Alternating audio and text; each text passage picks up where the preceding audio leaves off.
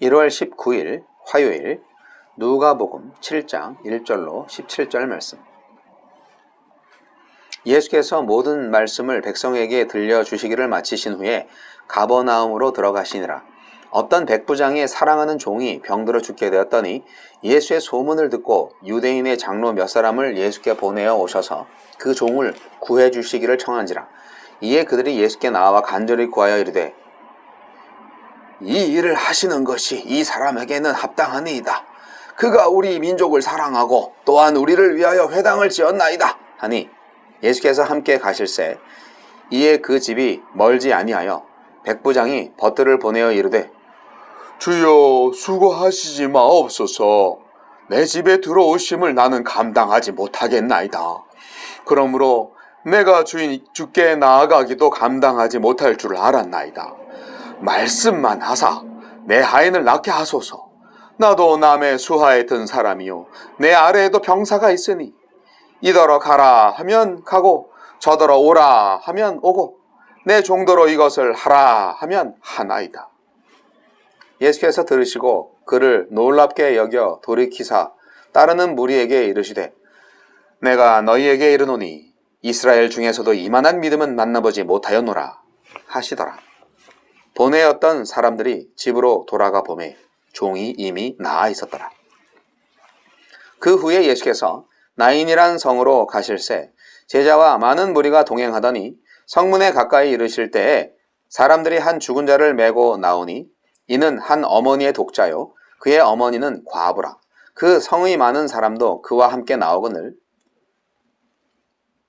주께서 과부를 보시고 불쌍히 여기서 울지 말라 하시고 가까이 가서 그 관에 손을 대시니 맨 자들이 서는지라. 예수께서 이르시되 청년아 내가 네게 말하노니 일어나라 하시매 죽었던 자가 일어나 앉고 말도 하거늘 예수께서 그를 어머니에게 주시니 모든 사람이 두려워하며 하느님께 영광을 돌려 이르되 큰 선지자가 우리 가운데 일어나셨다 하고 또 하느님께서 자기 백성을 돌보셨다 하더라. 예수께 대한 이 소문이 온 유대와 사방에 두루 퍼지니라. 강력한 자비로운 믿음. 예수님은 백부장의 믿음을 칭찬하시고 그의 종을 치유하십니다. 또 하나뿐인 아들을 잃은 과부를 불쌍히 여기시고 죽은 아들을 살려주십니다. 예수님은 어떤 분입니까? 우리 아픔에 공감하실 뿐 아니라 그 아픔에서 건지십니다. 예수님은 남편도 잃고 하나뿐인 자식마저 잃은 여인의 슬픔이 얼마나 큰지 또 혼자 겪어야 할 삶의 무게가 얼마나 클지 아시고 먼저 여인의 상한 마음을 위로하셨습니다. 그런데 그분의 손길은 위로에서 그치지 않고 죽은 아들을 살리셔서 여인의 무너진 마음과 쓰러진 삶을 다시 일으키셨습니다. 이로써 아들의 시신을 따라 성 밖으로 나가던 여인은 살아난 아들과 함께 성 안으로 돌아갔습니다. 주님은 지금도 강력한 자비로 우리 삶을 돌보십니다. 우리 삶이 죽음이나 그 어떤 상실로도 비극이 되지 않도록 지키십니다. 나에게 주시는 교훈은 무엇입니까? 백부장은 이방인이지만 지배하려는 제국의 정신이 아닌 자비로운 하느님 나라의 정신을 따랐습니다. 그는 노예를 아무렇게나 처분해도 되는 사유재산쯤으로 여기는 여느 주인들과 달랐고 피지배 민족을 압제하고 수탈하는 제국주의자들과 달랐습니다. 그는 자신의 종을 사랑하여 그의 병을 고치려고 최선을 다했으며 유대 민족을 사랑하여 그들을 위해 회당을 지어주었습니다. 약한 사람들을 사랑하는 것, 이것이 예수님을 놀라게 한 백부장의 믿음이었습니다. 나보다 약한 사람을 대하는 태도를 보면 그 믿음이 참인지 거짓인지 그의 소속이 하느님 나라인지 인간의 제국인지 알 수 있습니다. 나보다 약한 사람을 떠올려 보십시오. 그들을 어떻게 대하고 있습니까? 군인인 백부장은 예수님을 최고 명령권자로 믿었습니다. 예수님이 명령하시면 무엇이든지 그대로 이루어질 것으로 믿었고 예수님이 말씀하시면 질병도 나을 것으로 믿었습니다. 그런데 그는 이 믿음으로 자신이 아닌 종을 위해 간청했습니다. 이 자비로움이 그의 믿음을 더욱 빛나게 했습니다. 믿음이 이기심으로 물들면 불신보다 무섭습니다. 예수님을 능력과 권세를 지니신 최고 명령권자로 믿는 우리는 이웃을 향한 자비로운 시선을 잃지 않아야 합니다. 백부장이 사랑하는 종을 위해 예수님께 간청한 그 마음으로 이 세상에서 억압받고 가난과 질병과 차별과 전쟁으로 신음하는 이들을 위해 기도합시다. 예수님은 확고한 믿음과 자비로운 마음으로 드리는 기도를 기뻐하시고 반드시 응답해 주실 것입니다. 주여, 제게 강력한 자비를 베푸신 주님, 고통스러워하는 이웃들에게도 자비를 베풀어 주소서. 오늘 말씀은 백부장의 종을 고치시는 사건과 과부의 아들을 살리시는 예수님의 기적 사건의 이야기입니다. 이방인 백부장의 요청을 받은 유대 장로들이 예수님을 찾아온 거죠. 네. 백부장이라는 사람은 100명의 부하를 거느리는 장군이죠. 예. 그런데 이방인이잖아요. 그래서 어떻게 보면 지배자잖아요. 지배자인데 회당을 지어줬다고 그래요. 그래서 그 유대교 장로들이 우리한테 정말 잘해주신 분인데 이분의 그 종이 아프다고 하니까 좀 이분 종을 좀 고쳐주시면 좋겠다고 그렇게 이제 나오는 거예요. 뭐 당연히 도움이 필요한 사람을 도와주시기 위해서 뭐 예수님이 항상 그렇게 하죠. 자, 그런데 로마 백부장이 어떻게 보면은 예수님한테 그를 도와주는 것이 합당하다, 뭐 이렇게 얘기하는 거는 좀 월권이 아닌가 생각이 듭니다. 왜냐하면 백부장이 이제 지역민을 위해서 여러 가지 일을 했기 때문에 당연히 그 지배를 당하고 있는 유대인들 또 그 장로들은 유대 민족을 존중하고 회당까지 지어준 그 로마 백부장을 후견자로 생각을 하기 때문에 빚을 갚아야 된다는 관점에서 그분을 도와주는 게 합당하다, 뭐 이런 식으로 말한 것 같은데, 아니 예수님이 무슨 의무를 다해야 되는 사람도 아니고 근데 사실 흥미롭게도 유대 장로들과는 달리 백부장은 후원 윤리에 따라서 치유를 요청한 것이 아니에요. 그러니까 자기 종을 고쳐달라는 그 요청이 뭐 유대인의 대표로서 예수가 갚아야 할 빚이나 의무로 생각한 게 아니고요, 긍휼하심으로 생각을 했어요. 불쌍히 여기시는 걸로 생각을 했어요. 그래서 자기 집으로 오시는 예수님한테 친구들을 보낸 거죠. 저는 예수님을 만날 자격도 없어요. 저희 집에 드릴 만한 그런 자격이 안 돼요. 그렇게 한 거죠. 굉장히 특이한 케이스예요. 예, 굉장히 특이한 케이스예요. 백부장의 마음은 자기 집을 향해 다가오는 예수님한테 벗들을 보내서 부정한 이방인인 자신의 집이 예수님을 감당할 수 없다, 그렇게 아주 겸손하게 얘기한 거고요. 자신도 예수님 앞에 나아갈 수 없다, 나아가는 것을 감당할 수 없다, 이렇게 굉장히 높인 거예요. 사실은 백부장이 예수를 자격 없음을 인정하는 겸손함, 이건 놀라운 일이죠. 그리고 또 그것보다 더 놀라운 일은 백부장의 믿음이죠. 예수님의 말씀만으로도 충분히 종이 나을 수 있다고 말한 거예요. 그만큼 예수님을 신뢰한 거죠. 그러니까 예수님이 오히려 놀라셨어요. 야, 도대체 이런 믿음이 유대의 땅에 없었어.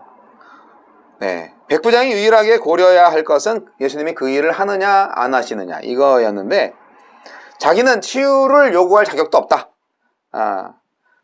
근데 이제 하나님께서 그거를 예수님을 통하여서 말씀하십니다. 그거 믿음이고 그 믿음이 주님께서 원하시는 유일한 조건이다. 무슨 조건? 치유의 조건. 예수님이 인정하신 것은 유대 장로들이 아니라 백부장이었습니다. 이스라엘 중에서 이만한 믿음을 본 적이 없다, 극찬을 하신 거죠. 그래서 그의 믿음대로 백부장이 집에 가지도 않고 종을 고치십니다. 이런 멋진 일이. 그리고 나서 예수님은 아들을 잃어버린 나인성 과부의 눈물을 보고 불쌍히 여기셔서 그 아들을 살리십니다. 와우, 죽은 사람이 살아났어요. 엄청난 기적이죠. 이것을 통해서 사렙다 과부의 아이를 살린 엘리야나 수넴성 아이를 살린 엘리사보다도 더 큰 선지자임을 보여주십니다. 그야말로 예수님의 시대가 도래한 건데요. 이방인 백부장을 또 나인성 과부의 필요를 채워주신 예수님. 예수님이 그러한 구원을 베푸시는 조건은 뭐였습니까? 다른 거 아니고 오직 믿음만 가지고 있으면 되는 거였습니다. 멋진 일이죠. 저와 여러분에게 이러한 믿음이 있나요? 백부장이 가진 믿음이 있나요? 네. 여러분, 사실 과부도 그렇고 백부장도 그렇고 사실 예수님이 하시면 다 하는 겁니다. 다 하는 건데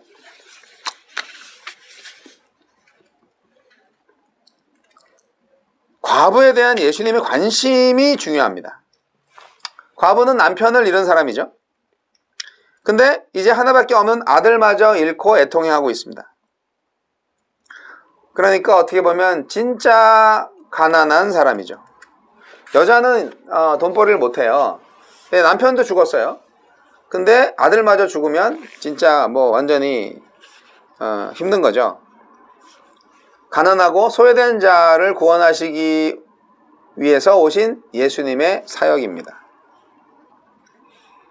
그렇기 때문에 예수님의 사역은 결국 메시아의 사역입니다.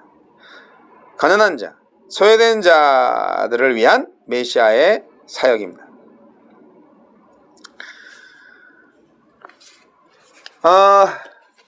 저는 예수님께서 이렇게 엘리야와 엘리사를 떠올리게 하면서 그들을 넘어서는 그런 모습을 유대인들한테 이렇게 선포하는 것이 굉장히 멋있다 생각이 됩니다. 예수님은 선지자들 중에 한 사람이 아니라 그 이상의 사람이다 하는 것을 아주 강력하게 말하고 있죠. 다시 이제 앞에 여기로 들어가서 저는 그 이방인 백부장의 믿음이 정말 대단하다 생각이 듭니다. 그러니까 뭐냐면 이 누가복음은 이방인들이 상당히 많이 중요한 모습으로 나오고 있는데 유대인들의 전통을 존중해서 이방인 백부장이 오히려 유대인 전통을 존중해서 내가 이방인인데 예수님은 유대인인데 나한테 오시면 결례지 않냐 뭐 이렇게까지 하고 있잖아요. 그러니까 이게 유대인들의 믿음보다도 더 뛰어난 믿음을 이방인인 백부장이 가지고 있다. 여기에 이제 관점이 있는 거죠. 여기에 초점이 있는 거죠. 이건 충격이에요, 충격. 그러니까 예수님이 이방인들이야말로 메시아의 구원의 대상에서 제외되지 않고 오히려 유대인들보다 더 적극적인 구원의 대상이 된다 하는 거죠. 이걸 깨닫는 유대인들이라면 얼마나 등골이 선을 했겠어요. 그렇기 때문에 장로들이 예수의 구원 사역이 될 수 있는 조건으로 백부장의 선행들을 나열하는 것과는 대조적으로 예수께서 백부장의 믿음을 강조하고 있는 것에 우리가 집중할 필요가 있습니다. 저 백부장은 우리한테 이런 좋은 일을 했기 때문에 저 백부장의 종을 고쳐주는 것이 합당합니다. 이렇게 장로들이 예수한테 얘기했지만 예수님이 그 백부장의 종의 병을 고쳐주신 근거는 다른 거 다 필요 없고 그 백부장의 믿음이었다는 거예요. 결국 하나님이 불쌍히 여기시면 우리는 구원받는 거죠. 그리고 믿음이 필요한 거죠. 전자는 백부장의 믿음 덕분에 종이 나은 거고 후자는 그냥 불쌍히 여기셔서 결국은 하나님의 주권인 거예요. 구원은 하나님의 주권인 거예요. 우리가 우리를 구원해달라고 그렇게 요청을 해서 하나님이 해주는 게 아니고 요청을 안 해도 해주실 수도 있어요. 물론 요청을 해야 되겠지만 어쨌든 구원의 주권은 하나님한테 있다. 이것을 우리가 잊지 말아야 되고요. 저와 여러분 백부장의 믿음으로 살아가시기 바랍니다.